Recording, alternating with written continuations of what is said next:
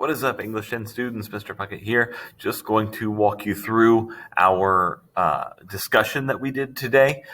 We actually, technically, not really going to be a discussion for you if you are watching this video, most likely. We did the discussion live. We went and met as a group and did a Snowball Socratic seminar where we got into groups and discussed things. You are watching this video probably because you missed it. So I'm going to walk you through how to fill out the discussion paper on your own. If you want to pair up with someone else who missed it and share your sheet with them and discuss together, you are more than likely to do that. In fact, you are encouraged to do that, but you also can do it on your own. So the first thing you're going to do, you're going to skip these things because that was the link we used to join our live discussion, and you're going to click on Digging and the Gift, which is our discussion today. Again, you're going to ignore these times. You're going to make a copy of our Socratic seminar sheet right here. You're going to make your own personal copy. This is what you will turn in.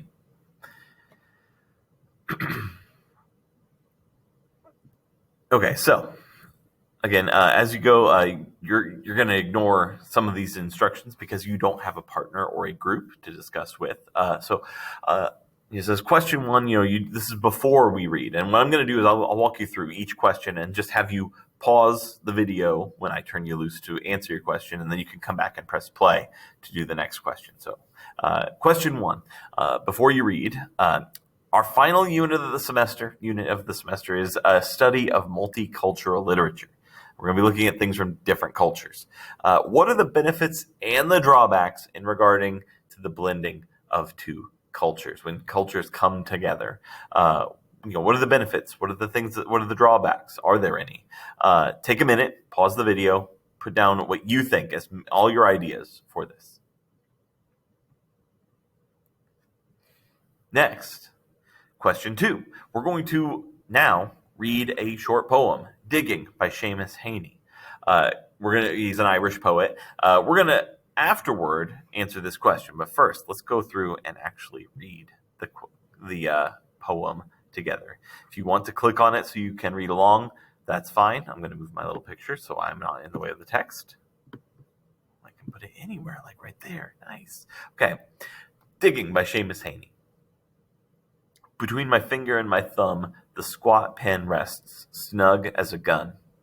Under my window, a clean, rasping sound. When the spade sinks into gravelly ground, my father, digging, I look down.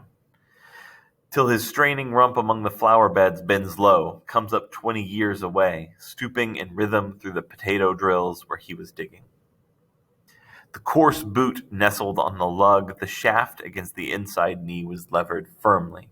He rooted out all tall tops, buried the bright edge deep to scatter new potatoes that we picked, leaving their cool hardness in our hands. By God, the old man could handle a spade, just like his old man.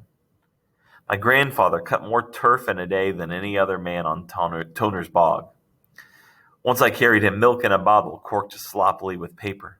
He straightened up to drink it, then fell to it right away, nicking and slicing neatly, heaving sods over his shoulder, going down and down for the good turf, digging. The cold smell of potato mold, the squelch and slap of soggy peat, the curt cuts of an edge through living roots awaken in my head. But I've no spade to follow men like them. Between my finger and my thumb, the squat pen rests. I'll dig with it. And that's the poem. It's about his father digging in the garden and him being a writer and having nothing, having no real talent with a shovel, a spade. Okay, so explain how the poem utilizes flashback. Okay, there's a flashback in there. I want you to go back and look at it. And when he talks about his grandfather, how does the flashback help develop the poem's theme? This also means that you're going to look at the theme of the poem, decide what you think the theme is, and how does the flashback play into that. So take a few minutes, reread the poem probably, and then think about this question, and then come back. Next, we're going to look at question 3, and in question 3, we're going to look at the poem Digging again. What is the mood at the end of the poem? Look at the last few lines. Remember, mood is the feeling that the author wants you to be feeling, right? It is what you are meant to feel when you read it? What is the mood?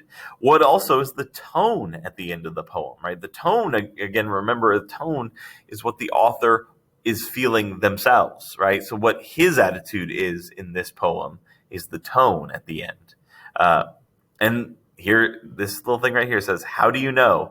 This is a clue right here that we need evidence, right? You need to say, okay, the tone is, and you'll say an emotion that you think it is, like, for example, reluctant or something like that. And then you need to give us evidence. Why do you think it's reluctant? What makes you think that? What line, what word, and why? So take a few minutes, pause the video, go do that. Next, now that you've done question 3, is question 4. We're going to read The Gift by Lee Young Lee. So let's do that first. This is The Gift.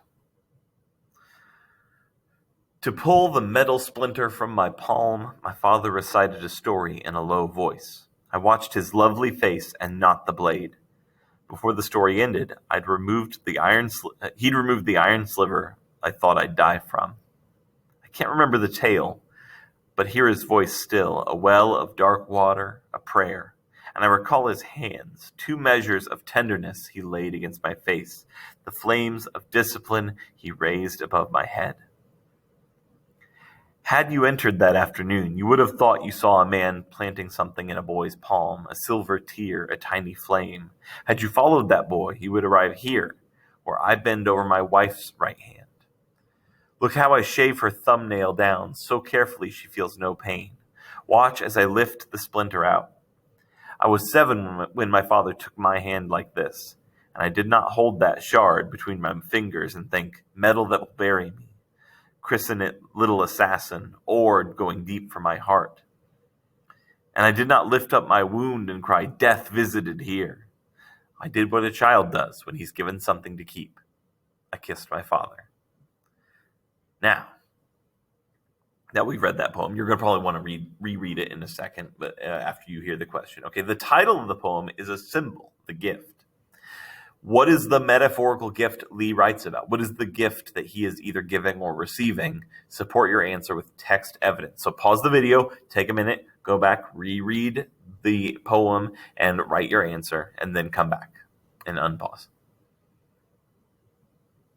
Question 5, compare and contrast the themes present in both The Gift and Digging. Okay, support your answer with text evidence from the poems. That's easy enough, okay? What themes, what major messages are present in this? And this is the beauty of poetry.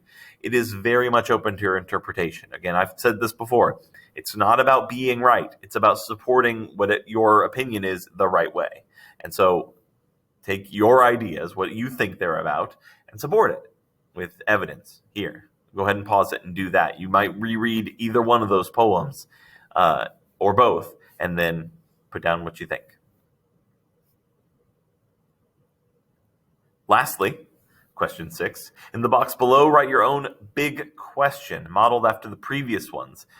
You may focus on one or both of the poems from today's lesson. So you're going to write your own question here. And again, big questions are not little study guide questions, okay? They're not what was pulled out of Lee Young's palm, all right? That's not it.